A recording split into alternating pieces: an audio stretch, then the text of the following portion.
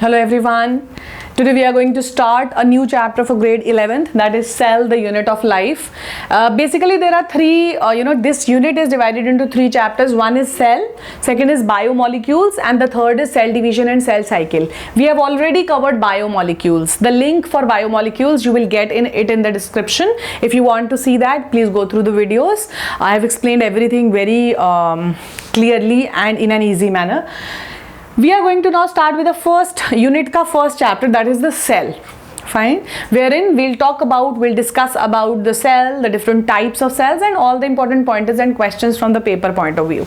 We'll start with the first introductory unit or the chapter or the topic of cell, in which we talk about the different scientists who had their different discoveries. Now this portion is why important, because these questions, they come as 1-1 markers, very important from your paper point of view, because generally you leave it, but don't leave it. It's very scoring, it's very easy and scoring if you learn it like a story. So I'll just try to explain you like that.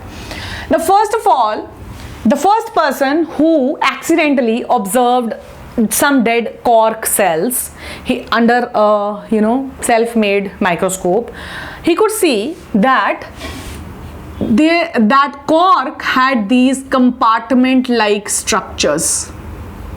It had these compartment-like structures present in it, and they were so tightly packed to each other. Who was this first person? Robert Hooke.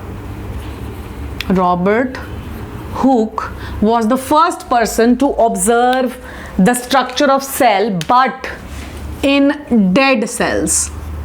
Very important. If it is asked who was the first person to observe cell, answer is Robert Hooke. If it is asked who was the first person to observe cells in dead cells, to observe dead cells, Robert Hooke. But if it specifies that who was the first person who observed living cells, the answer is Anton van Leeuwenhoek, or von Leeuwenhoek. You can pronounce it the way you want. Anton van Leeuwenhoek. Anton van Leeuwenhoek was the one who observed it in living cells, or you can say who observed living cells. Robert Hooke observed it in cork cells, and the cells observed by him were dead. Whereas Anton van Leeuwenhoek also invented the first microscope, proper microscope. He observed living cells. Fine, the living cells were observed by him. So how the question is different, I told you that. Now we move on to the discovery of nucleus. Now when the living cells were there, he could see the living cells. Further on magnification, he could see that there was a scientist who saw there is a darkly stained body also present in it, and the scientist who observed that was Robert Brown. Robert Brown. He observed nucleus. So dead cells, Robert Hooke; living cells, Anton van Leeuwenhoek; and nucleus, Robert Brown. Then after this was observed. Now we know that there are certain, every living organism is made about the cell and all. So there were two scientists who worked. One was a botanist and one was a zoologist, who started working on these theories and started studying cells. And they came to a conclusion which was given as a cell theory. Fine. So they gave a few pointers stating that this is a cell theory. What was the name of those two scientists? Schweden and Schwann. Schweden and Schwann. One botanist, one zoologist. They gave the cell theory. What was given by them? They gave cell theory. Now they gave the cell theory according to their observations, but there was one scientist who further worked on this cell theory and gave a modern cell theory which is accepted nowadays. And the scientist who did that was Rudolf Virchow. Rudolf Virchow. He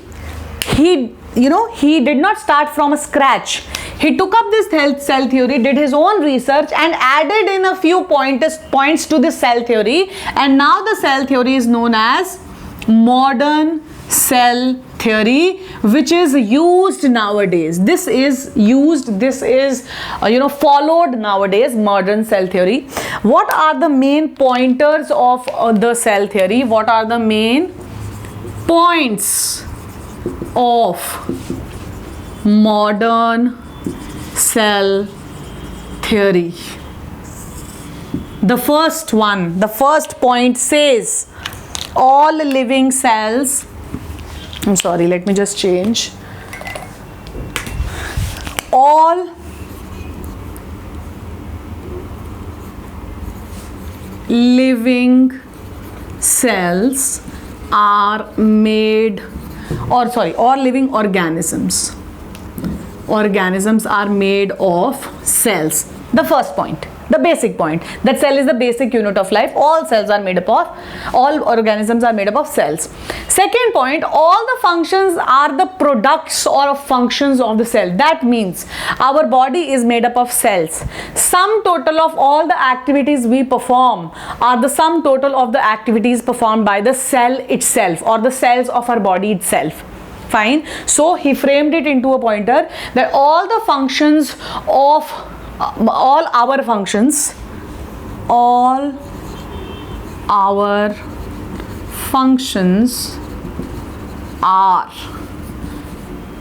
products of cell functions.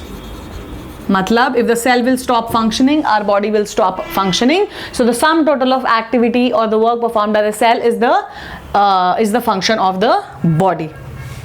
Next, the last point was all cells arise from pre-existing cells. That means no new cell is going to form out of the blue.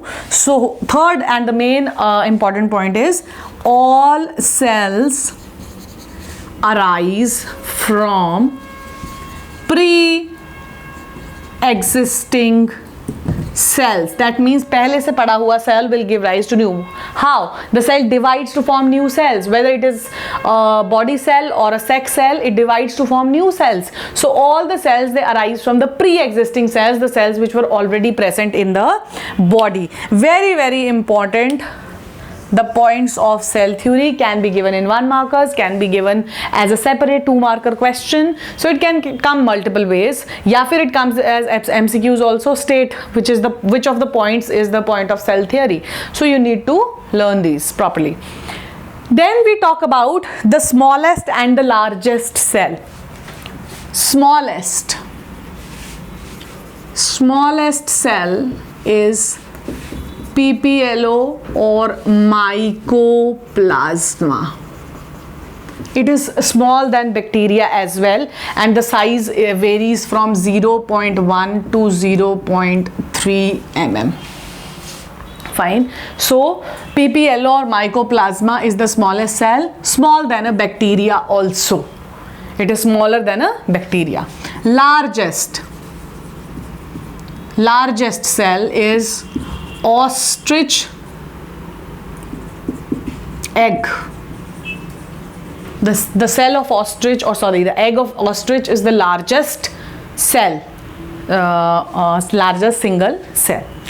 Then we have the various pointers which determines the size of the egg, or various factors which determine the size of the egg. This is something, an important pointer.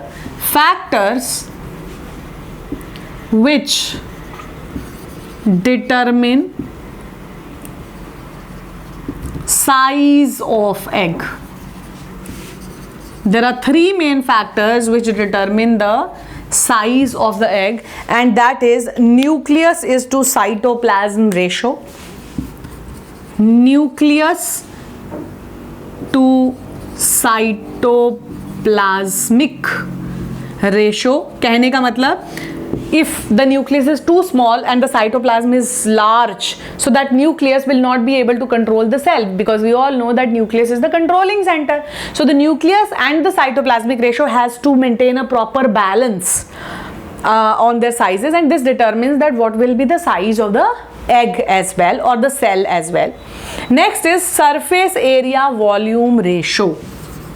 surface area volume ratio. That means the surface area and the content which is present in it, that should balance. ऐसा नहीं होना चाहिए अगर content ज़्यादा है, surface area is not that much, the egg will burst. Fine. So the surface area to the volume ratio also determines the size, and also rate of metabolism.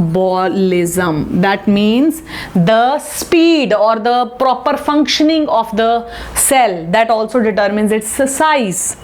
Metabolism matlab sum total of all the activities performed by us. So the size of the cell is well determined by the rate of metabolism, whether it is very high or low. So these are the three factors which determine the size of the cell. You can write egg, you can write cell. Fine. So these are the factors. So these are all the pointers, all the important pointers which I have given you, which come as 1 marker questions. Cell theory maybe as 2 marker. So keep learn all this, jot down them for your notes. And in our next video, we'll talk about the different shapes and sizes and why the different cells have different shapes and sizes. So we'll talk about it. So keep watching, liking, sharing, subscribing. Thank you.